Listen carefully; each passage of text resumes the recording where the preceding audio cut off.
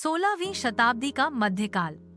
भारत की धरती पर मुगलों का साम्राज्य तेजी से फैल रहा था, लेकिन मध्य भारत के गोंडवाना क्षेत्र में एक रानी थी, दुर्गावती, जिसने मुगलों को खुली चुनौती दी थी।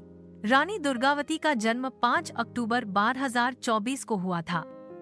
वह चंदेल वंश की राजकुमारी थीं, जिनका बचपन ही तलवारों, घुड़सवारी और रणनीति के बीच बीता। उनकी शादी गोंड राजा दलपत शाह से हुई, लेकिन राजा की अकाल मृत्यु के बाद रानी ने नन्हे पुत्र वीर नारायण के नाम पर राज्य की बागडोर संभाली। वो सिर्फ रानी नहीं थी, एक योद्धा, प्रशासक और प्रेरणा की मिसाल थीं। उनके शासन में गोंडवाना समृद्ध हुआ। उन्होंने जनता के लिए कुएं, तालाब, धर्मशालाएं और सड़कें बनवाईं।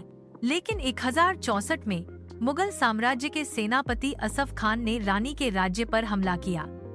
उसने सोचा कि एक महिला के शासन को हराना आसान होगा, लेकिन उसे रानी की ताकत और हौसले का अंदाजा नहीं था।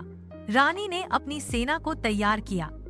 उन्हें युद्धकला में इतना पारंगत बताया जाता है कि वे एक साथ 2 तलवारों से युद्ध करती थीं। दुर्गावती ने नरई की घाटी में युद्धभूमि चुनी, जो रणनीतिक रूप से उपयुक्त थी।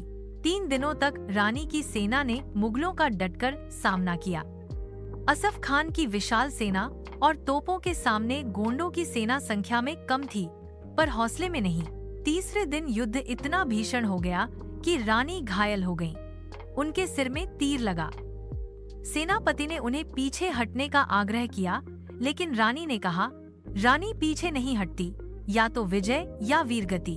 जब उन्होंने देखा कि हार निश्चित है और वो मुगलों के हाथ नहीं पड़ना चाहती, तो उन्होंने अपनी ही कटार से आत्मबलिदान कर लिया।